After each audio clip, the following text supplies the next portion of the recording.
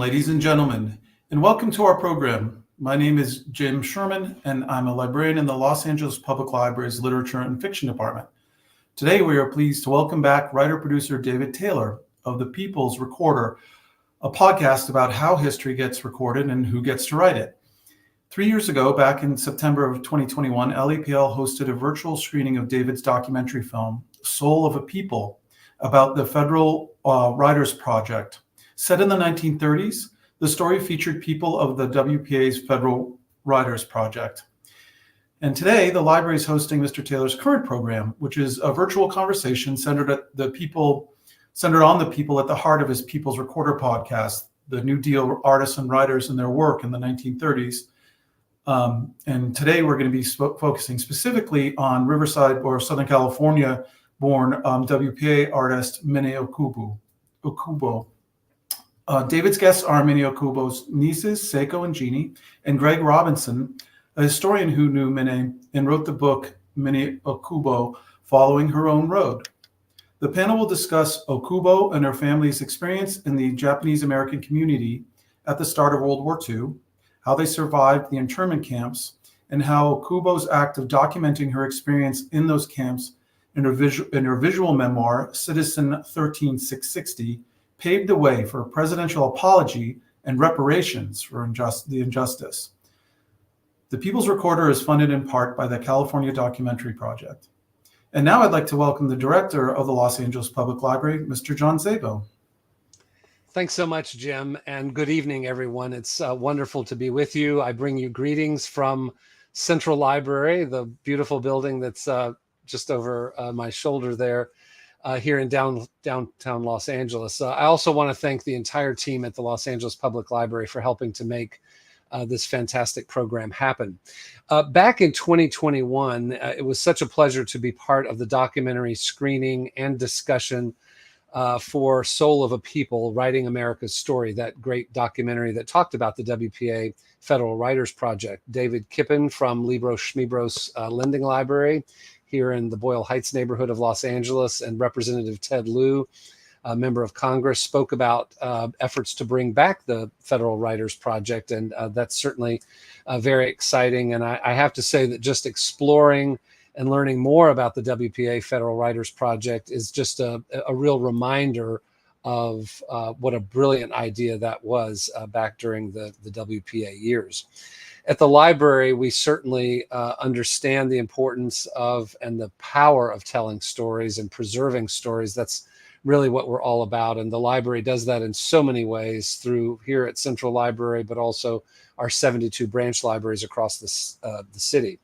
I know so many here at the library are so enthused about this program, focusing on native Southern Californian and WPA artist Miné Okubo and her family and her family's story of internment, incarceration during World War II.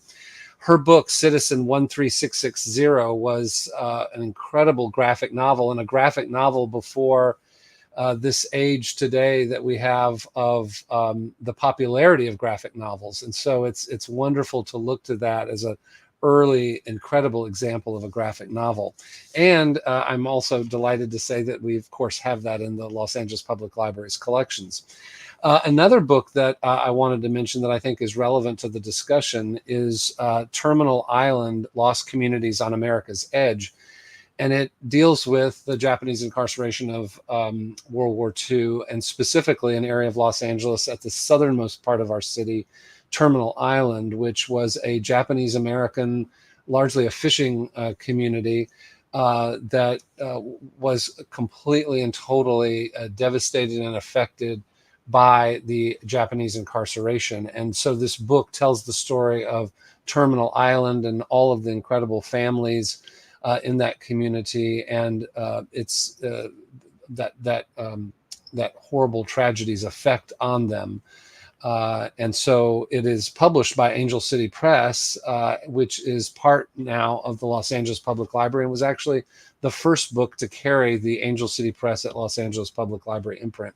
But it tells these incredible stories, and I know we'll be talking about those stories in this evening's program. It also means so much to me and all of us here at the Los Angeles Public Library to have Miné Okubo's relatives as part of this program. Thank you for being here. And thank you all for being a part of this program. We love doing things like this at the Los Angeles Public Library, and I know you'll enjoy the program. Thank you so much. Thank you, John, and thank you, Jim, and Lizette, and the whole team at the library. I'm David Taylor. This is an honor to me to be a part of this conversation with this group. It's exciting to be able to be talking about Miné Okubo's sort of contribution and her whole force, both artistically and historically, at a time when her work is finally becoming more, I think, recognized. There's it's an exciting new exhibit featuring her work along with two other Japanese American artists traveling the country now. It's coming to the Smithsonian American Art Museum in November. Pictures of Belonging. It opened last winter in Utah with a number of events, and so it's exciting to be part of that and to be able to look at what she uncovered really and shared with the country for the first time in Citizen 13660. Just a brief overview. During the Great Depression, the New Deal was the federal government's response to get the U.S. economy going again. And one of the largest agencies in that New Deal was the Works Progress Administration, or WPA, as John mentioned, which started in 1935. And a small part of the WPA, known as Federal One, was dedicated to arts and humanities programs, art, music, and writing particularly. The Federal Writers Project employed thousands of out-of-work reporters and teachers and clerks across the country and got them to document their hometowns and their states and American life. And they had the mandate to hold up a mirror to America. And I think we're still kind of grappling with what that means. They produced hundreds of publications, including a series of state guidebooks, now known as the WPA guidebooks, and life story interviews, thousands of which are with the Library of Congress and many state archives.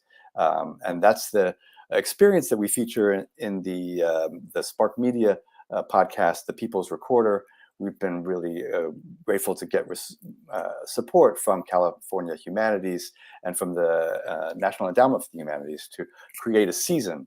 That whole effort started with the urgency and haste of an emergency, but the Writers Project spurred lasting questions, as John mentioned, about who gets to document history. The Federal Art Project, which employed out-of-work artists and others to create murals and works for public settings like schools, post offices, and government buildings, was also depicting the variety of America.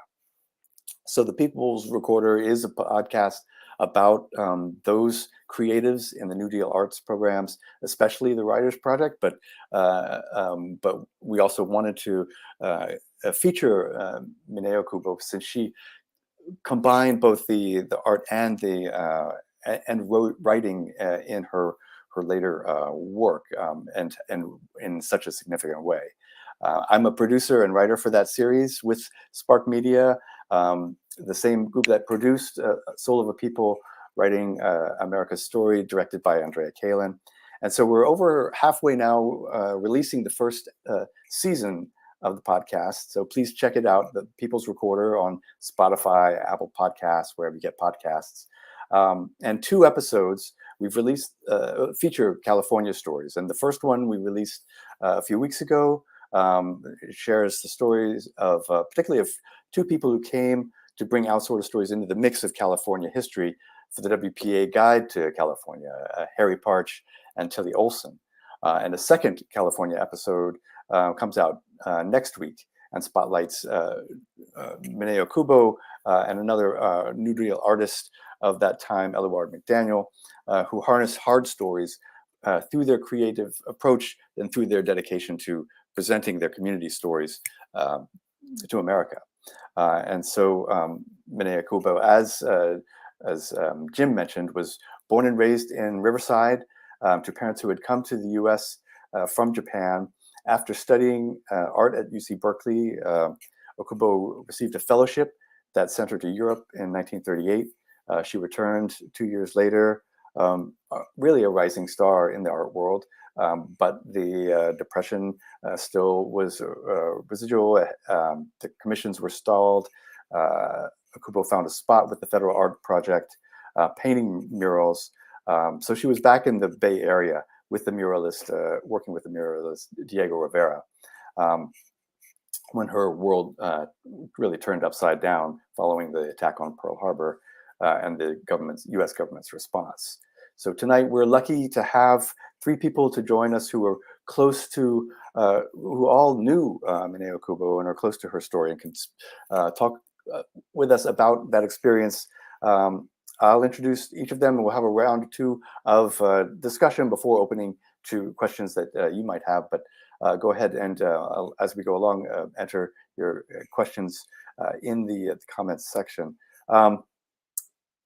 We'll talk a little bit about what the Federal Writers Project was doing and finding in California, which was introduced in the episode last month, but we'll very soon get to the approach of how that visually was those artists of the Federal Art Project were portraying U.S. culture and history, and how that sometimes challenged perceived notions of that. I will just briefly set up Miné's story, as we say it in the as we depicted in the podcast. She and her brother heard the news account that morning after Pearl Harbor's account. She later drew that moment in pen and ink.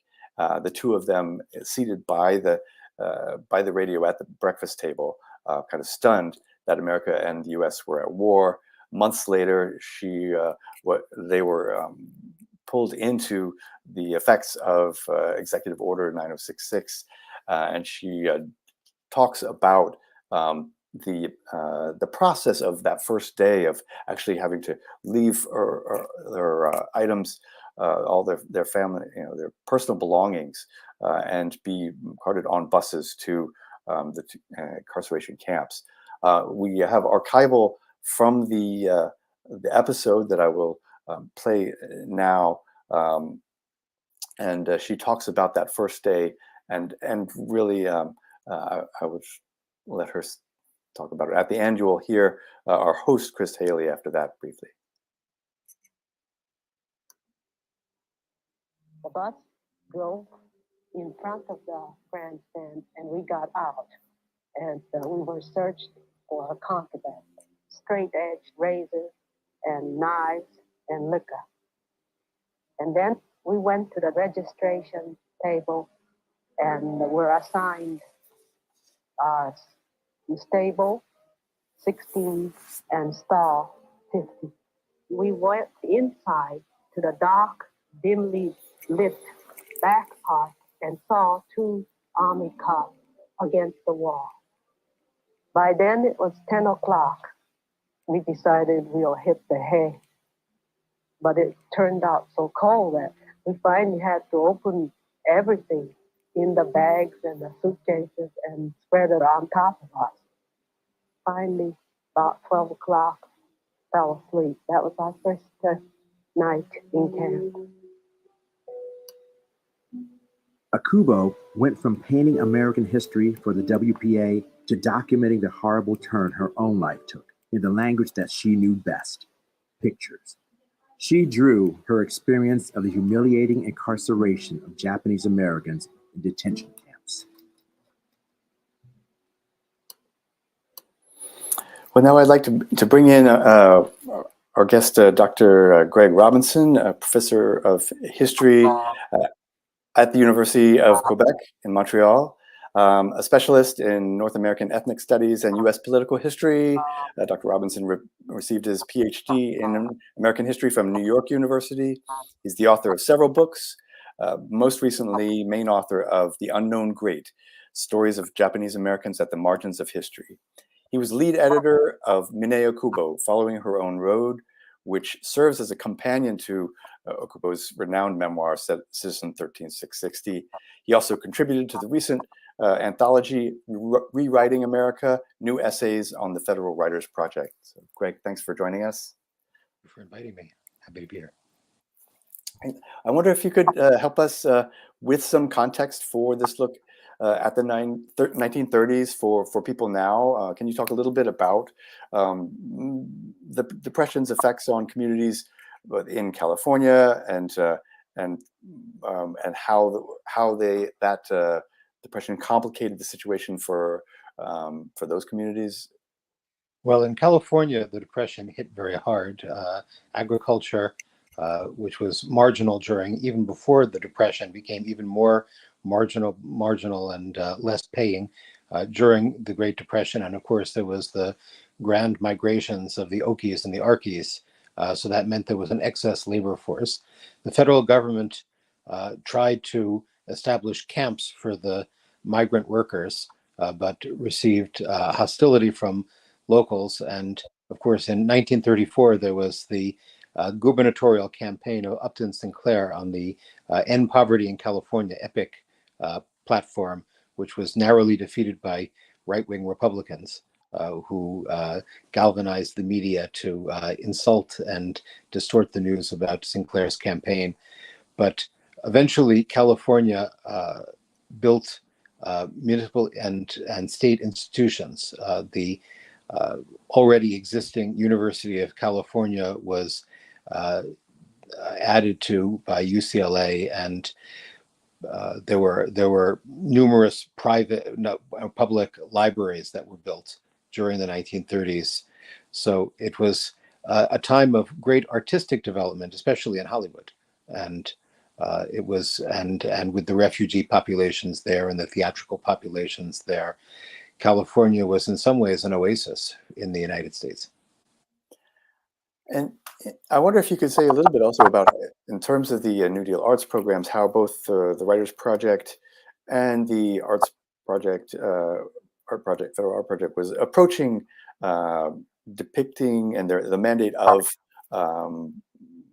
showing American culture and history to Americans themselves. Well, there were all of these mural projects that the Federal Arts Project put together. Even before the WPA started, there's, of course, the famous Coit Tower murals in San Francisco. And then there are numerous post offices and government buildings that get murals. Miné Okubo herself was hired to work on a mural, as you mentioned, with Diego Rivera. And then she herself was commissioned to produce murals at Treasure Island, where there had been a World's Fair, and then they were building a naval base and a hospitality center for military people. And so she was very much involved in this aspect of the Federal Arts Project.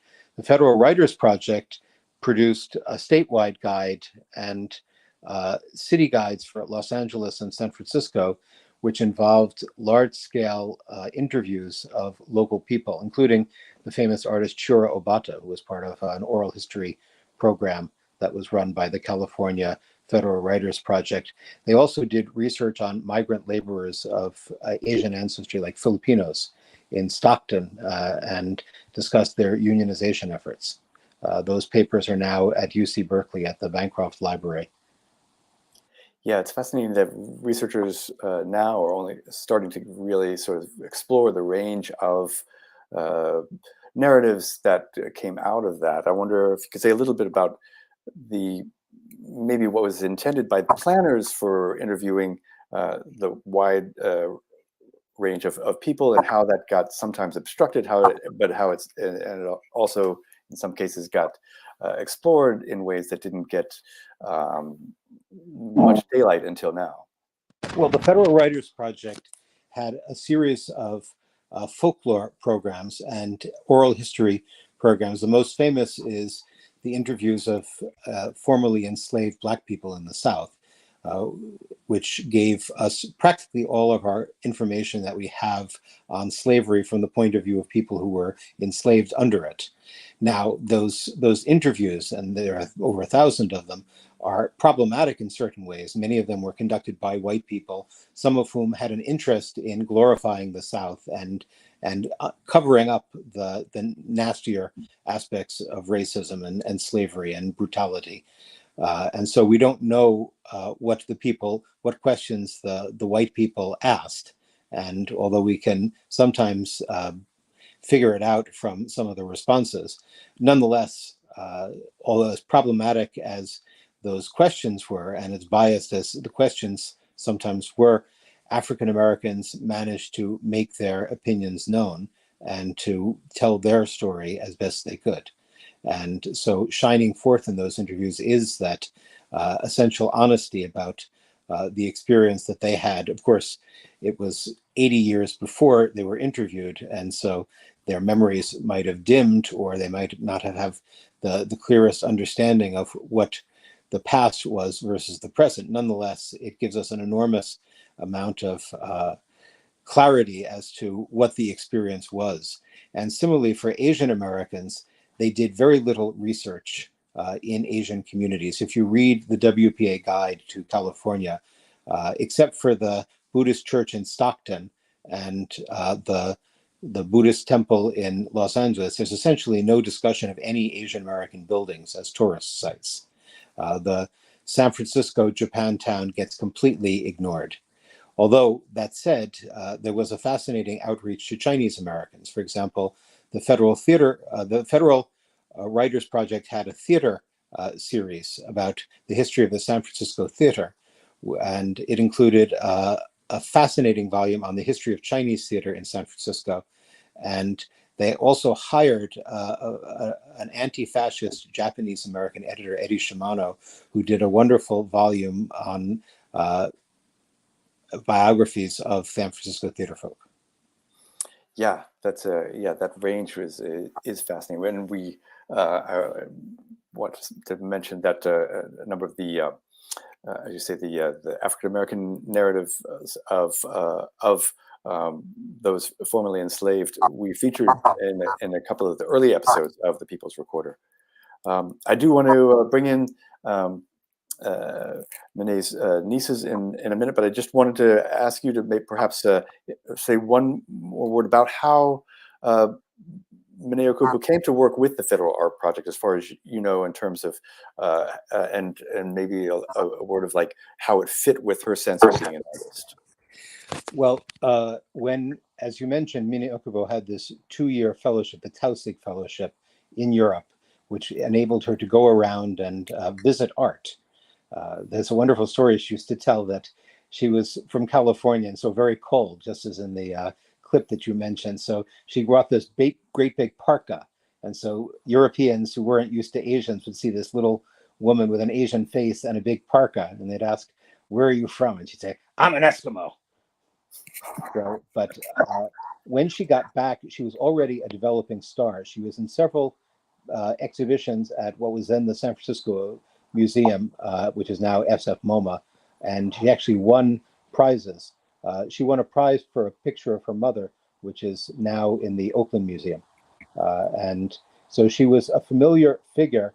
So she had people to recommend her to work on these mural projects.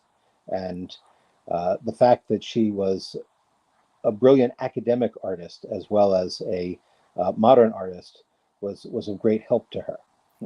And I think that it continued to inform her work. For example, after the war, she did a set of murals for an ocean liner in New York, or rather an ocean liner that was based in New York. And again, she adapted the use of murals. She also developed techniques based on her mural work. For example, she worked in acrylic later in life. Oh, interesting. Yeah. Well, yes, I do. Now would like to bring in Miné's nieces, and I'll introduce them now.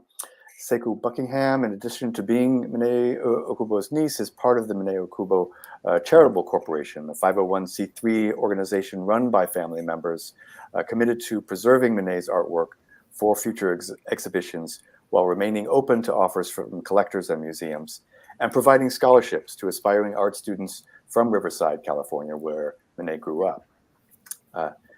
Jeannie Tanaka also lives in Southern California and is married to Okubo's nephew, Taka. Jeannie is a member of the Navajo Nation from the Sagebrush Hill clan. Thank you both for joining us tonight. Nice to be here. Thank you. Thank you. I wonder if you could say a little bit about your impressions, what your aunt was like as a person. What struck me when we talked earlier was how it sounded like she valued family more than people might expect of a kind of famous artist living on her own in Greenwich Village across the country. Well, most of her family, well, all of her family was in California. She had 6 other brothers, and my mother was her older sister. And she was always writing to them and telephoning them. So they stayed in constant contact with each other. And in fact, the time difference, she would call, I would get a call from her probably about 11 o'clock Pacific time, which meant it was 1 o'clock or 2 o'clock in New York time. She was oblivious to time, you know.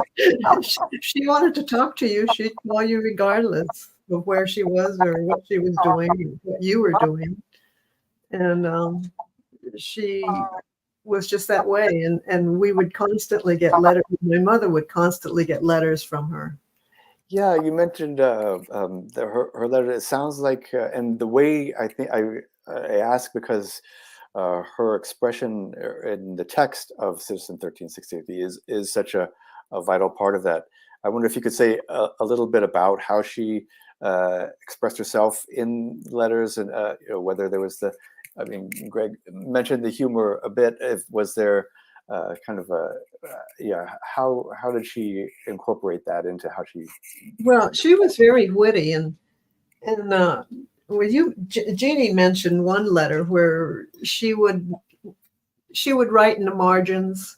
She wouldn't write. She'd write across the typical letter, and then it would end up in the margins and on the back and wherever she had space. And she used to draw these little characters of chickens or squirrels with hats on or doing funny things. She was just very witty. Whatever the subject was, yeah, there would be a character. But, yes, she just wanted to say so many things, and it was like she was just going on, and all of a sudden you're turning the paper upside down, and then you're trying to get back to where the end is. It was really a maze every time we would get a letter, but it was so uniquely her. That was the type of person that she was. She had things to say, and she said them with what she had available, and it was just one sheet of paper, front and back side, and but they were always a real challenge to read. You'd have to save time, so that you could sit down and try to figure it out. But they were always just nothing, really, historical. I'm doing this, I heard that you're riding bicycles, or, she would ask you what you're doing. She was always interested in what the family was, what they were doing, and times that they were spending together. But, yeah, it's interesting with both what you describe of both her interest in telling her the stories that were close to her, both when she would shift back and forth to image and to the text, but also her connection and her how she valued the community and family that she came from. She did, yeah. She was a true New Yorker, though. She loved New York. She loved living there. She liked the life there. but she remembered her family here in California too. Well, in terms of how she did document that early episode of the community in Citizen 13660, I wanted to ask a few questions related to that in terms of, well, Seiko, when we spoke before, you mentioned how you came to that book. I wonder if you'd say a little bit about that and how you saw how the images and the text kind of brought different threads together. How old were you when you first came across the book? Well, it was embarrassing because I first learned about the internment of the Japanese Americans when I think I was in junior high school. And I came home and I asked my parents, I said, tell, were you in camp? And they'd say yes. Nobody ever talked about it. It was kind of like, my mother said it was a hard time for her to talk about. So I respected that and really didn't question her anymore about that. So then I think I was in my late teens, early 20s when I finally read the book and put the connection together and started understanding who my aunt really was and what she was doing. And probably the historians like Dr. Robinson and other academics know more about her than I do, because I think in my lifetime I only met her maybe a dozen times. Had you known growing up that she had written this book and just sort of deferred to learn more about it, or was it also kind of unknown at that point? It was, I can't remember exactly. I think I was in my late 20s when I discovered it. And before then, I knew she was a starving artist in New York. But she always said she had exhibits going and she was going to do her own thing. So by that point, she was more known for her later work, and so when the family would talk about her artwork, it'd be more about that, or. She was always talking about, I'm going back to the primitive. I'm going back to the basic of art. I'm simplifying art, and art was her life. I mean, that's all she lived for. Greg, I wonder, this might be your time, since you met Miné in the 1970s, or when did you first meet? Toward the end of, I had already known of her work. I had given even a lecture on Japanese American confinement, and I was a librarian for a private library for a man in New York, and he had a copy of one of the Citizen 13660. So between that and Eric and Peter Iron's book, I was put together a lecture, but I quite unexpectedly fell into writing about Japanese Americans. I hadn't expected it, and I found a fascinating question with Franklin Roosevelt's involvement in Executive Order 066. And I was meeting a friend in New York, and she said, "Oh, why don't you come pick me up at this Japanese woman's house? I'll be there, and you and I can lunch." And so I went to the house, and it was Miné Okubo, who lived about 10 blocks away from where I'd grown up. And so she invited me up to her house. I saw her extraordinary artwork, which she showed to us, and then we invited her on to lunch, and she agreed that I could interview her. And although I never did a formal interview of her, I then got into the habit of meeting up with her and telling her about my research and her talking to me about her life. And but yes, Miné and Seiko are absolutely right that art was her life. And I would tell her what a model she was, and she would sort of scoff. And at first I thought she was just modest, and then I realized she was always interested in the next thing she was doing. She wasn't particularly interested in the past. She was, as they said, she was interested in getting back to first principles and to reinventing her art. That's what is striking about her. Yeah, her kind of adventurousness to go into big big areas like the first principles, and not just a very a small thing at all. And she wanted to experiment with color and with form. She went a lot to the Islamic art center at the Metropolitan Museum to look at Oriental carpets, as they were called then, and to look at different kinds of pottery, because that's what was interesting to her, not what she said were talentless modern artists like the abstract expressionists whom she had known, but that she wanted to find something durable and innovative.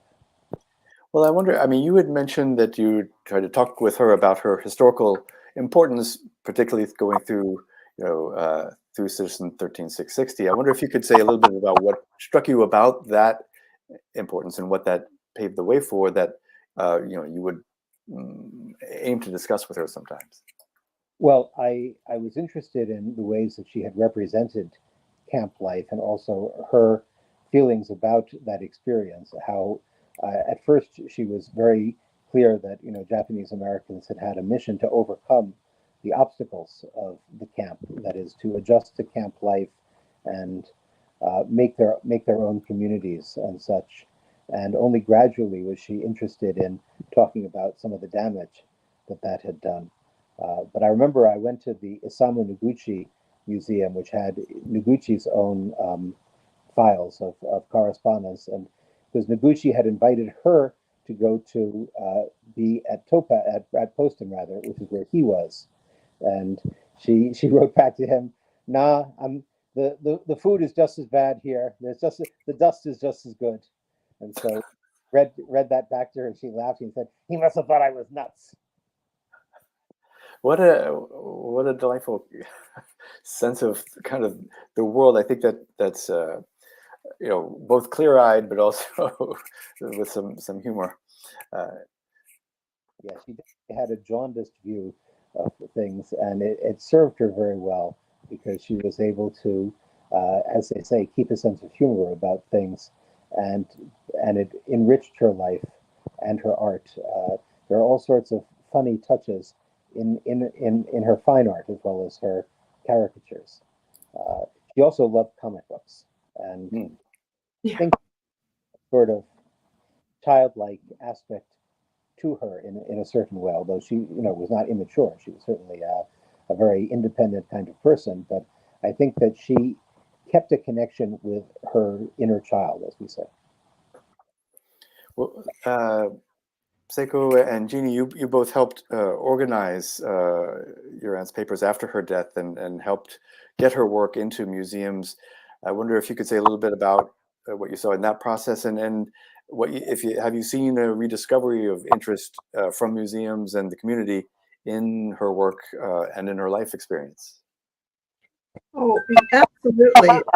I can't take credit for her recognition now. It belongs to the historians and the academics. And in particular, I was approached by Dr. Shifu Wang, and he's the one who organized the Pictures of Belonging. And he said that Miné his opinion was that Miné had a place in history and that her artwork should be exposed to more people. So he curated this exhibit with two artists, and it's brought tremendous resurgence of interest in the book and in her pre-war art and her drawings during camp, and then her post-war artwork. So yes, that exhibit, Pictures of Belonging, that will be coming next to Washington, but then later to the Japanese American National Museum, I think, in early 2025. Yes, I think so. Yeah. It started out in Salt Lake City, then it's going to Washington, D.C., and then Pennsylvania, and then Monterey, and then back to the Japanese American Museum. Well, Seiko, you mentioned when we spoke before that we're still how we are still learning from her experience and from that generation's experience, by way of the camps. As you say, it was such a something that was not spoken about for many years. Her account led to and contributed to the testimony that did create a movement for reparations for Japanese Americans and a presidential apology. What's your sense of what we're still learning from that experience? Don't let it happen again. Just be aware. I don't know. This society is they say history repeats itself. Well, I hope it doesn't. And I think her documentation of that history is important for people to look back on and to read and be aware. We have a couple of questions from the group, and I invite those watching to add questions in the comments section. I'll start with one. There's one question says, are you concerned at all about the arts market's creative sector being too subsidized by government funding?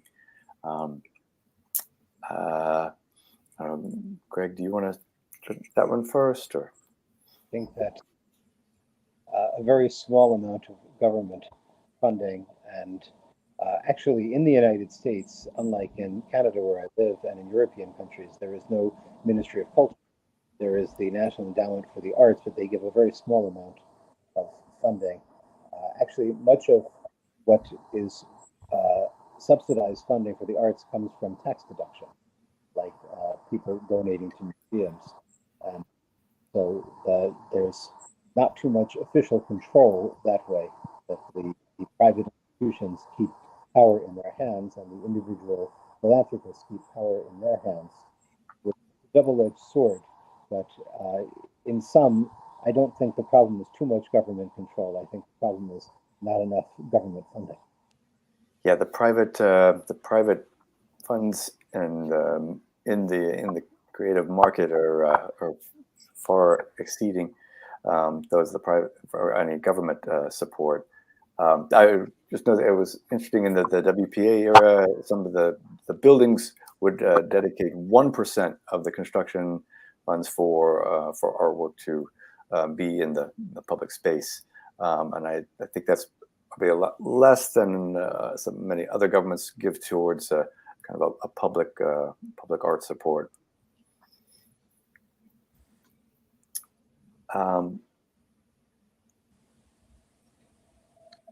Yeah, there's a question or a comment about arts community engagement and academic gatekeepers about cultural initiatives.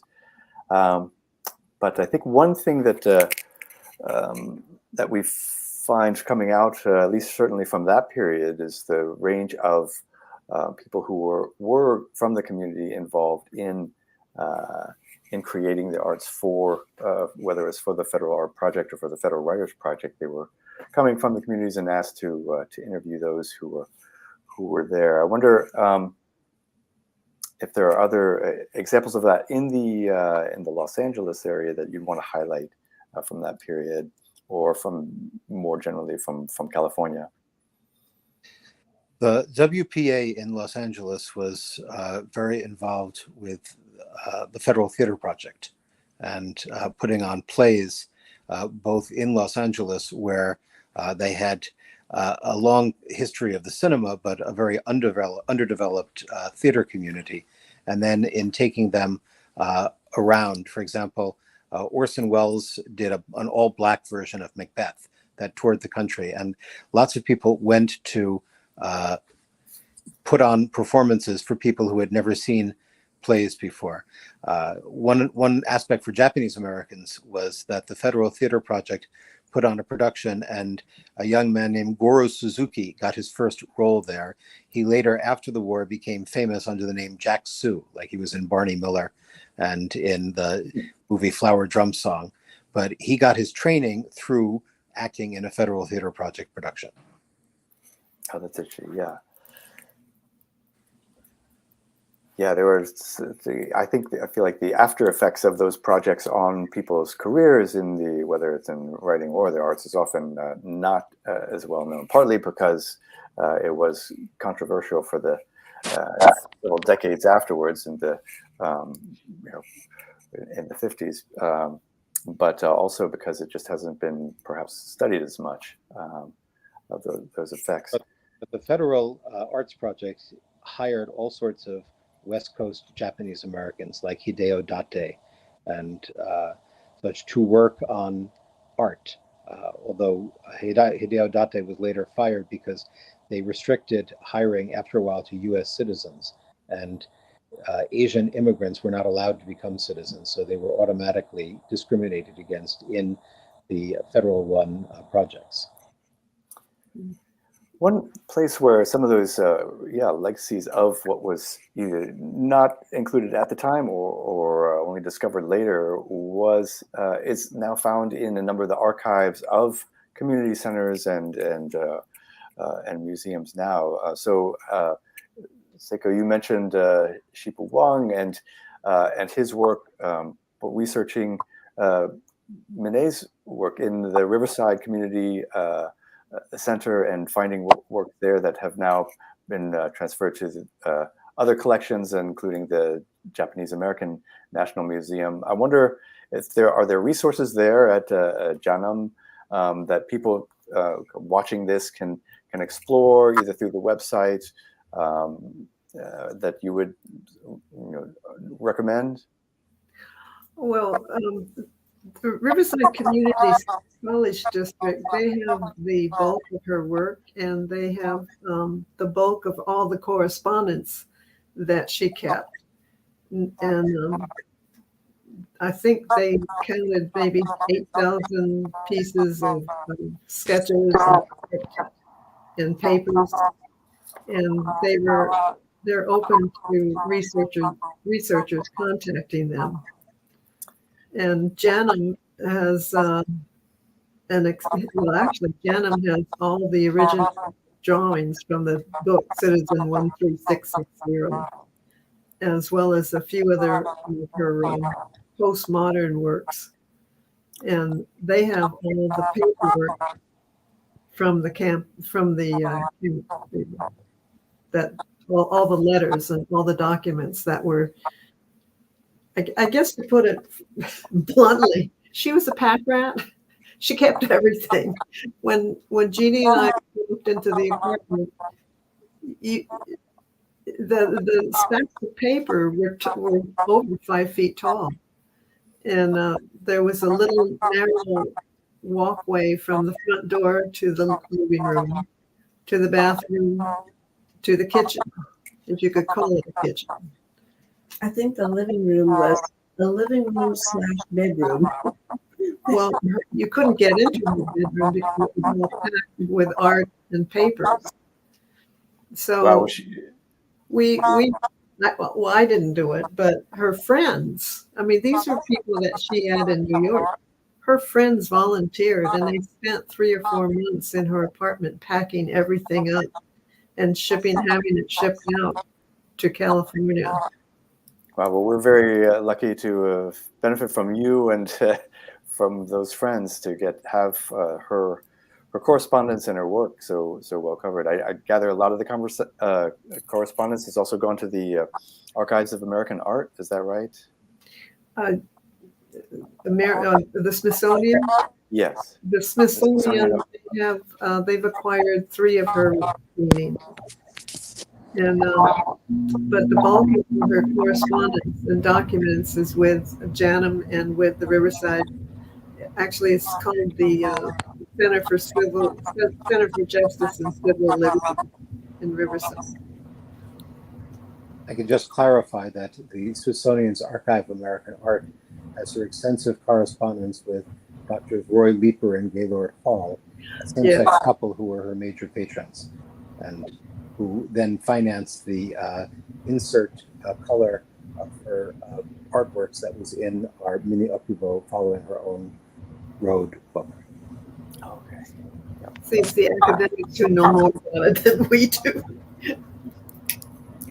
Well, you all have contributed to making her her legacy well known or better known today, and it seems like that's continuing to amplify. Through this new exhibit, and hopefully through her story as we present in the podcast and other, and then Greg in your books. I wonder if there's one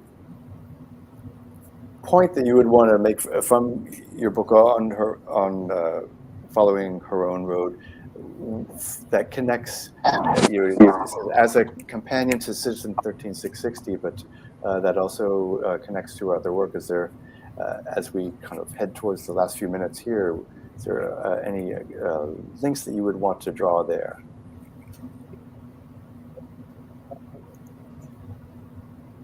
We're not quite hearing you right now. Her idiosyncratic but very present feminism, her interest in not being limited as a woman, and her interest in documenting the daily life of women in camp as well as of men and political events. She was the daughter of a mother who was herself an artist and an educated woman, and Miné never accepted any restrictions on her ability to produce as an artist. Seiko should have mentioned that her mother was also quite a talented artist. Yeah. Had exhibitions at the hotel in Riverside and in other places, and was a role model for Miné. We also should mention in passing that Miné's brother, Miné Okubo, who was an artist who was confined at Heart Mountain, also has his artwork and papers at the Japanese American National Museum. But right. that Miné, again, was in a family where women's contribution was valorized. And while she kept close to her family and wanted to help, watch over the children, it was also in the context of her primary interest in her art and her own creative life. And I think that Citizen 13660 demonstrates some of the gender politics within the Japanese community in camp and some of the limitations on women.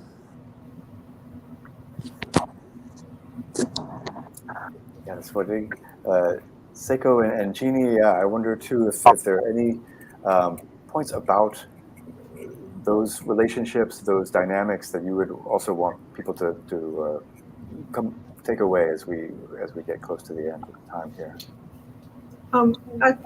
I think I'd have to reiterate what Dr. Robinson said, is that Miné was an inspiration for women, especially during that early times, to do what they wanted to do, not do the norm. She said she didn't want to get married and wash somebody else's socks, and she was for that era. She was so independent. I just admired her, not resourcefulness, but just her determination to live her life the way she wanted to under her terms. So.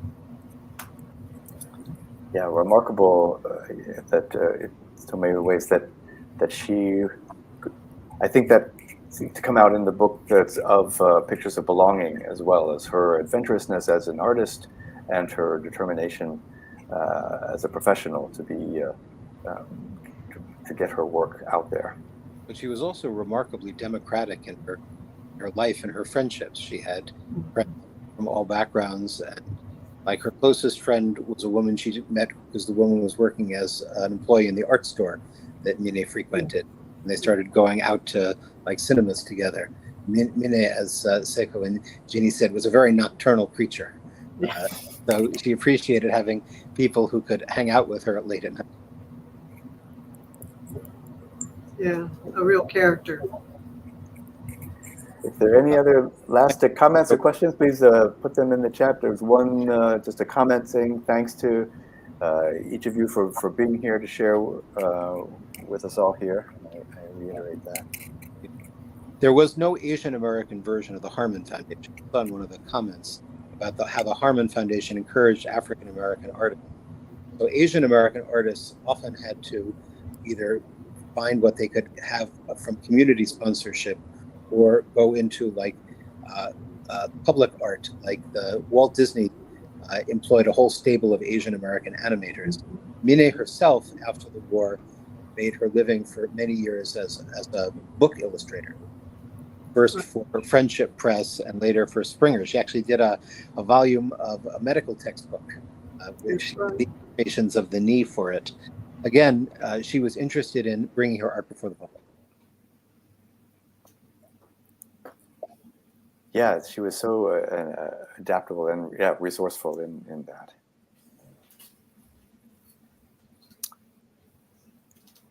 As we come up to time, any sort of final considerations for considering her place and the place of Citizen 13660 in a recognition of that chapter of Asian American history, or the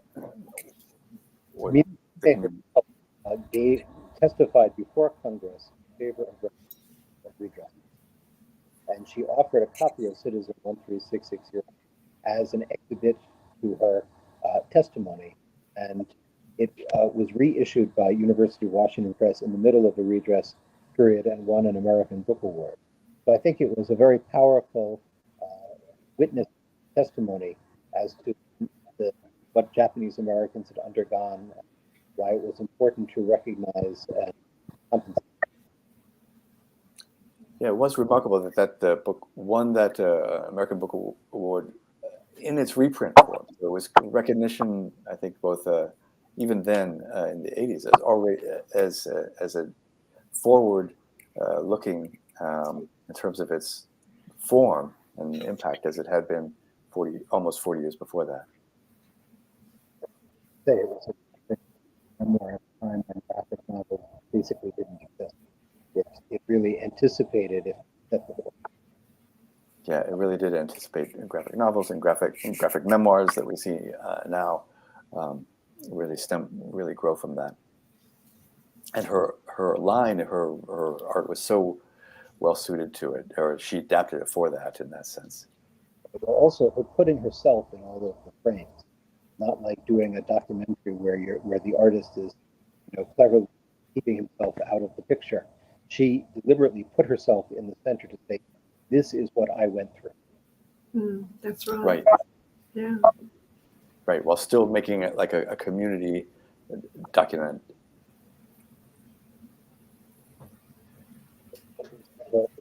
Far from trying to be an objective. Sorry, we lost that last part. Ansel Adams or Dorothea Lange, photos of Japanese Americans, were very objective viewpoints. I think that she was very much saying, "I am part of this." Right, I'm very much part of this community, and giving the public a way into that experience, a way of not objectified. Yes, much. Seiko and Jeannie, any last comments before we sign off? I just appreciate you doing this, David, and allowing us to share her life. I hope people are interested enough that they pursue reading about her, because I think her life was just a statement in itself. She was so independent, and because I grew up on the West Coast, I didn't really know her because she was in New York. I just appreciated the way she lived her life. It was such a great example of a free spirit, individual, creative person. Thanks. Yeah, and I do feel that we're lucky to have Citizen 13660 as an entry point into that life and that lens on living. As John mentioned, it's in the LA Public Library, as well as many other libraries. Please do encourage people to listen to her story in this upcoming episode of The People's Recorder, and to seek out Greg Robinson's book, which Miné Okubo, Following Her Own Road, which does give a great companion to that experience. And so it's exciting to see her national exhibit really coming to present the rest of her work. Well, thank you all for joining us. Thanks again to the LA Public Library and to California Humanities for the support. I hope you all have a great rest of your evening. Thank you so much.